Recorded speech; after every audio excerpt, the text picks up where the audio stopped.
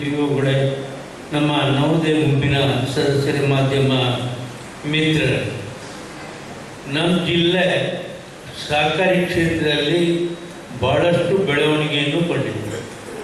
ನಾನು ವಾರಕ್ಕೆ 2 ಅಥವಾ 3 ಕಟ್ಟಡಗಳನ್ನು ಪ್ರತಿ ವಾರ ಉದ್ಘಾಟನೆ ಮಾಡ್ತಾ ಇದ್ದೇನೆ. ನಿನ್ನೆ ಕೋಟೆಕಾರಿನಲ್ಲಿ ಒಂದು ಐತಿಹಾಸಿಕವಾದಂಥ ಸುಮಾರು 12 ಕೋಟಿ ವೆಚ್ಚದಲ್ಲಿ ಒಂದು ವಾಣಿಜ್ಯ ಸಂಕೀರ್ಣವನ್ನು ಕೋಟೆಕಾರ್ ಸಹಕಾರಿ ಸಂಘದವರು ಉದ್ಘಾಟನೆ ಮಾಡಿದರು.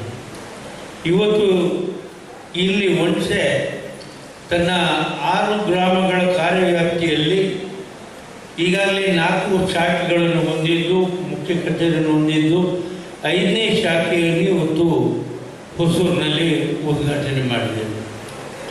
ಇದೆಲ್ಲ ಯಾಕೆ ಹೇಳ್ತೀರಾ, ನಮ್ಮ ಜಿಲ್ಲೆ ಅವಿಭಜಿತ ದಕ್ಷಿಣ ಕನ್ನಡ ಜಿಲ್ಲೆ ಬ್ಯಾಂಕಿಂಗ್ ಕ್ಷೇತ್ರಕ್ಕೆ ಹೆಸರಾದಂಥ ಒಂದು ಜಿಲ್ಲೆ ಅಂತ ನಾವೆಲ್ಲ ಕೇಳಿದೆವು.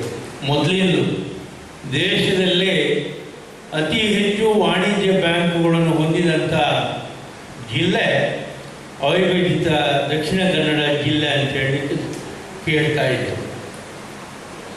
ಸಿಂಡಿಕೇಟ್ ಬ್ಯಾಂಕ್ ಇತ್ತು, ಕೆನರಾ ಬ್ಯಾಂಕ್ ಆಯಿತು, ವಿಜಯ ಬ್ಯಾಂಕ್ ಆಯಿತು, ಕಾರ್ಪೊರೇಷನ್ ಬ್ಯಾಂಕ್ ಆಯಿತು, ಆಮೇಲೆ ಕರ್ನಾಟಕ ಬ್ಯಾಂಕ್ ಆಯಿತು. ಹೀಗೆ ಬ್ಯಾಂಕ್ಗಳನ್ನು ಪ್ರಾರಂಭ ಮಾಡಿ ಅವಿಭಜಿತ ದಕ್ಷಿಣ ಕನ್ನಡ ಜಿಲ್ಲೆಯ ಎಲ್ಲರಿಗೆ ಬ್ಯಾಂಕಿಂಗ್ ವ್ಯವಹಾರವನ್ನು ಮಾಡಲಿಕ್ಕೆ ಕಲಿಸ್ಕೊಟ್ಟಂಥ ಜಿಲ್ಲೆ ನಮ್ಮ ಜಿಲ್ಲೆ, ಅವಿಭಜಿತ ದಕ್ಷಿಣ ಕನ್ನಡ ಜಿಲ್ಲೆ ಅಂತ ಹೇಳಲಿಕ್ಕೆ ಸಂತೋಷ. ಆದರೆ ಇವತ್ತು ಏನಾಗ್ತಾ ಇದೆ ಅಂತ ಹೇಳಿದರೆ, ಅವರು ಸಂಕುಚಿತಗೊಳ್ತಾ ಇದ್ದಾರೆ. ಒಂದು ವಿಜಯ ಬ್ಯಾಂಕ್ ಇಲ್ಲ, ಸಿಂಡಿಕೇಟ್ ಕಾಣೋದಿಲ್ಲ, ಕಾರ್ಪೊರೇಷನ್ ಇಲ್ಲ, ಒಂದಕ್ಕೊಂದು ಸಂಕುಚಿತಗೊಂಡು ಮರ್ಜಿ ಆಗ್ತಾ ಇದ್ದಾರೆ. ನಾವು ಹಾಗೆ ಮಾಡೋದಿಲ್ಲ, ನಾವು ಜನರ ಬಳಿ ಹೋಗ್ತಾ ಇದ್ದೇವೆ. ಇವತ್ತು ನೋಡಿ, ಹೊಸೂರಿನಲ್ಲಿ ಕುಗ್ರಾಮ ಇರ್ಬೋದು, ಆದರೆ ಮಂಜೇಶ್ ಶೆಟ್ಟಿ ಅವರು ಹೇಳಿದರು, ಅಂಗಡಿ ಪಟ್ಟಣ ಇಲ್ಲದಿದ್ದರೂ ಕೂಡ ಇಲ್ಲಿಯ ಜನರು, ಶ್ರೀಮಂತ ಜನರು, ಹೊಸೂರಿನ ಜನರೆಲ್ಲ ನೀವು ಮನೆ ನೋಡಲಿಲ್ವ ಇಲ್ಲಿಯವರೆಗೂ ಅಂತ ಹೇಳಿದ್ರು. ಬರುವಾಗ ಮನೆ ನೋಡಿದೆ, ಎಲ್ಲ ದೊಡ್ಡ ದೊಡ್ಡ ಮನೆಗಳನ್ನೇ ಕಾಣ್ತಾ ಬಂದು. ಅಂದರೆ ಅತಿ ಶ್ರೀಮಂತ ಗ್ರಾಮ ಹೊಸೂರು. ಅವರು ಪಡ್ಕೊಂಡಂಥ ಸಾಲವನ್ನು ಸರಿಯಾಗಿ ಕಟ್ತಾ ಇರೋದ್ರಿಂದ ಇಲ್ಲಿ ಇವತ್ತು ನಾನು ನೂತನ ಶಾಖೆಯನ್ನು ಪ್ರಾರಂಭ ಮಾಡ್ತಾ ಇದ್ದೇವೆ ಅಂತ ನಾನು ನಮ್ಮ ಮಂಜೇಶ್ ಶೆಟ್ಟಿ ಅವರು ಹೇಳಿದರು. ಜನರ ಹತ್ರ ಹೋಗಿ ಪ್ರತಿ ಗ್ರಾಮದಲ್ಲಿ ಶಾಖೆಯನ್ನು ಮಾಡಿಕೊಂಡು ಜನರಿಗೆ ಬೇಕಾದ ರೀತಿಯಲ್ಲಿ ಸೇವೆಯನ್ನು ಕೊಡ್ತೇವೆ. ಮೊನ್ನೆ ಒಂದು ವೃತ್ತಪತ್ರಿಕೆಯಲ್ಲಿ ಬಂದಿತ್ತು, ಜನರು ವಾಣಿಜ್ಯ ಬ್ಯಾಂಕ್ಗಳಿಂದ ವಿಮುಖರಾಗ್ತಾ ಇದ್ದಾರೆ, ಸಹಕಾರಿ ಬ್ಯಾಂಕ್ಗಳತ್ತ ಮುಖ ಮಾಡ್ತಾ ಇದ್ದಾರೆ. ಕಾರಣ ಇಷ್ಟೇ, ಅಲ್ಲಿ ಭಾಷೆ ಬಾರದವರು ಇವರು, ಸಂಸ್ಕೃತಿ ತಿಳಿದವರು ಇವರು. ಇಲ್ಲಿ ಕೆಲಸ ಮಾಡುವವರು ನಿಮ್ಮ ಭಾಷೆ ತಿಳಿದವರು,